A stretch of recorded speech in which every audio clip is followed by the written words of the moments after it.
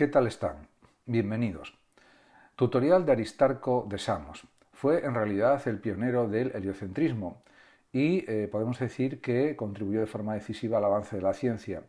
Nació en el año 310 a.C. y murió en el 230 antes de nuestra era. Es una figura fascinante en la historia de la ciencia. Este astrónomo, matemático y filósofo griego vivió en una época en la que las ideas cosmológicas estaban dominadas por el geocentrismo, la visión de que la Tierra era el centro del universo. Sin embargo, Aristarco se atrevió a desafiar este paradigma al proponer por primera vez en la historia registrada un modelo heliocéntrico del universo, donde el Sol ocupaba el centro y los planetas, incluida la Tierra, orbitaban a su alrededor. Aunque sus ideas no fueron aceptadas en su tiempo y muchos de sus escritos, de sus obras, se han perdido, el legado de Aristarco resurgió siglos después con figuras como Copérnico, Galileo y Kepler. En este vídeo pues analizaré su vida, su obra, sus métodos y también la influencia duradera de su pensamiento, y también comentaré su relación con la Biblioteca de Alejandría. En cuanto al contexto histórico y vida de Aristarco, Aristarco nació en Samos, una isla griega en el mar Egeo, durante el periodo helenístico, una era, como se sabe, marcada por la expansión del conocimiento científico, filosófico y cultural tras las conquistas de Alejandro Magno.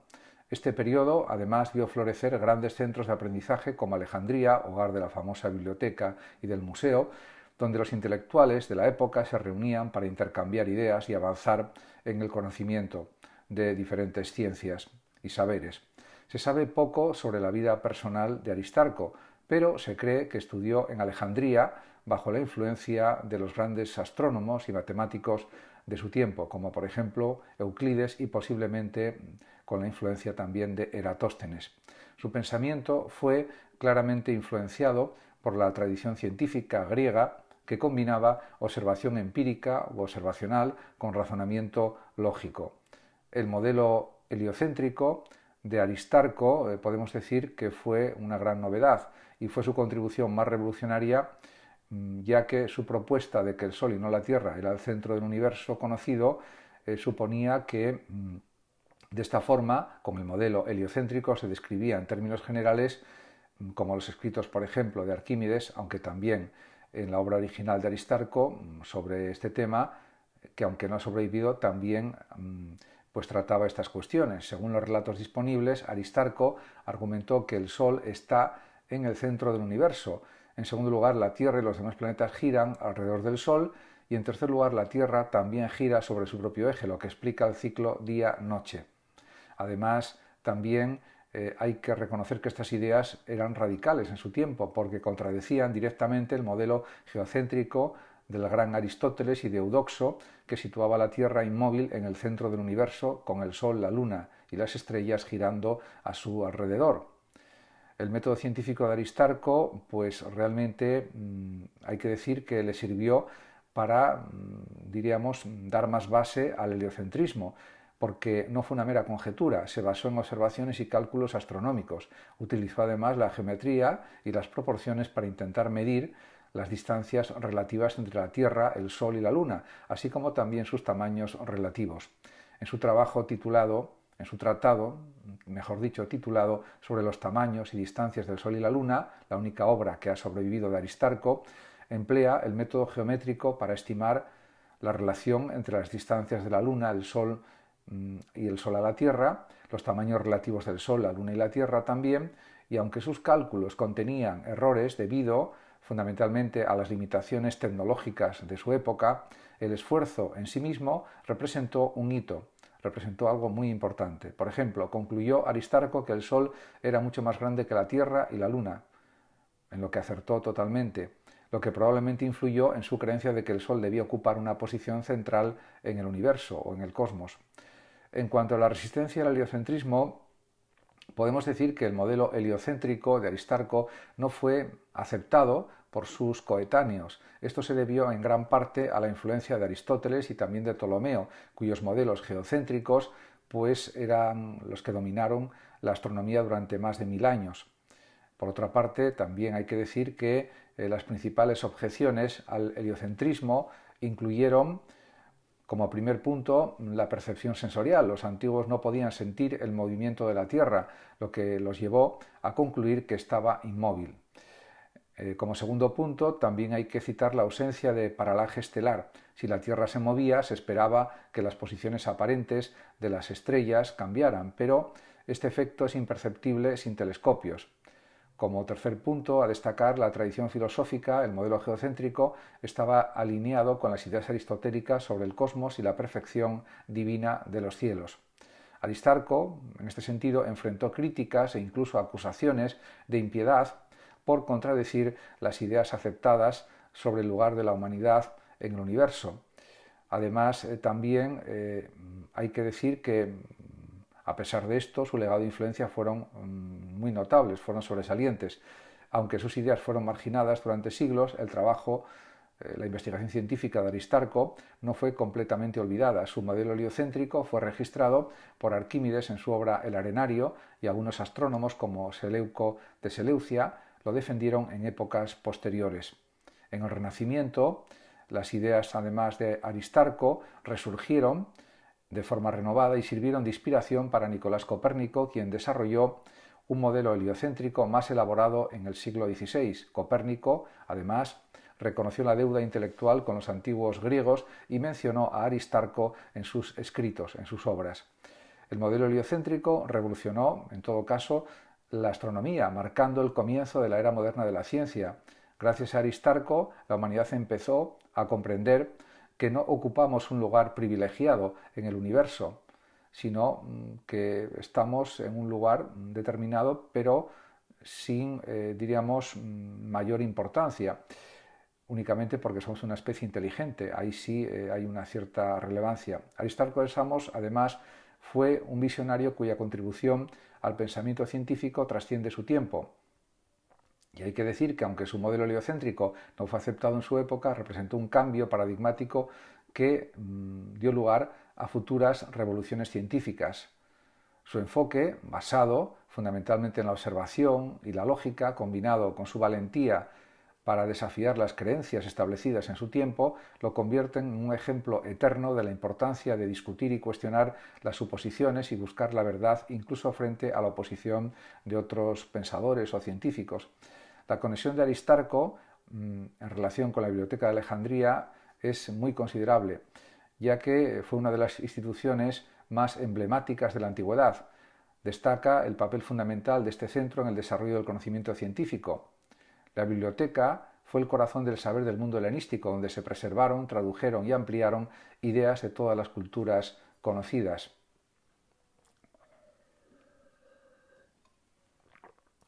Se cree que la biblioteca llegó a albergar entre 700.000 y 1 millón de rollos en su época de máximo esplendor.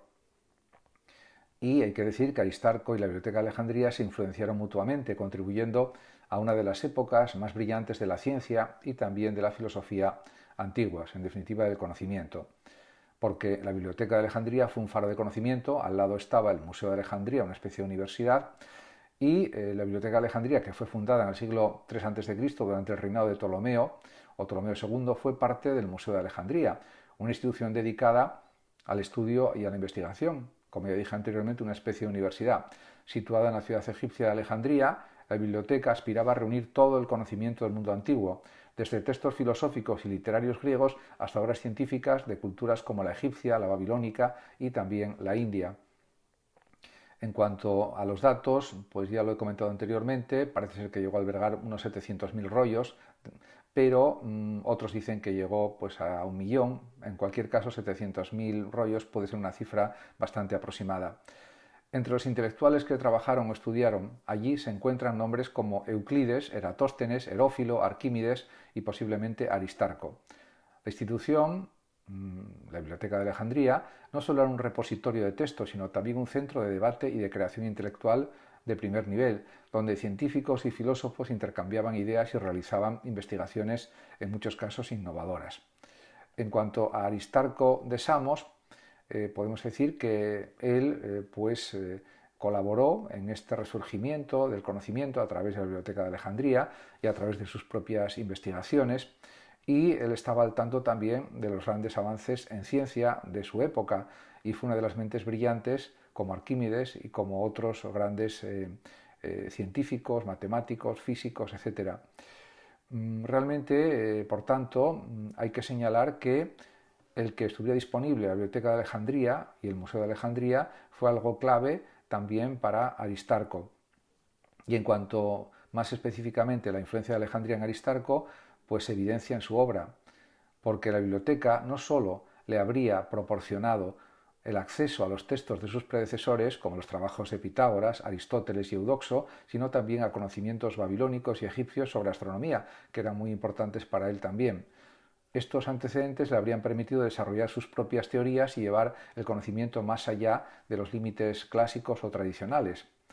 En este sentido, la revolución heliocéntrica de Aristarco realmente fue su idea más famosa, y en su modelo heliocéntrico el Sol está en el centro del universo y los planetas, incluida la Tierra, giran a su alrededor. Este modelo contradecía el paradigma dominante de su época, el geocentrismo aristotélico, tolemaico, etc., que situaba a la Tierra inmóvil en el centro del cosmos.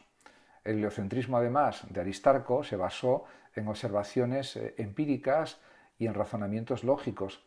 En su tratado sobre los tamaños y distancias del Sol y de la Luna, que ya he mencionado, Aristarco empleó la geometría para calcular las proporciones entre los tamaños y las distancias de estos cuerpos celestes con relación a la Tierra. En este orden de cosas, podemos decir que el que tuviera errores en sus cálculos es algo entendible, como ya dije en una parte de este vídeo, y en cualquier caso acertó en lo principal, y eso también hay que reconocérselo. En ese sentido, diríamos, fue un avanzado a su tiempo, y eso también pues hay que reconocerlo. Aristarco, además, podemos decir que cuestionó muy claramente la centralidad de la Tierra en el universo, y esto pues lo hizo en el entorno académico de la Biblioteca de Alejandría, donde el debate intelectual era fomentado continuamente, y el propio Aristarco encontró el estímulo necesario para desarrollar estas ideas revolucionarias, aunque probablemente enfrentó críticas y la oposición por parte de otros pensadores. Por tanto, el papel de la Biblioteca de Alejandría en el trabajo de Aristarco fue muy considerable y fue crucial para el desarrollo de las ideas de Aristarco en varios aspectos. En ese sentido, el acceder al conocimiento previo pues realmente era fundamental para luego analizarlo y buscar más datos y luego desarrollar pues observaciones nuevas y teorías, diríamos, que fueran basadas o que estuvieran basadas en el conocimiento empírico.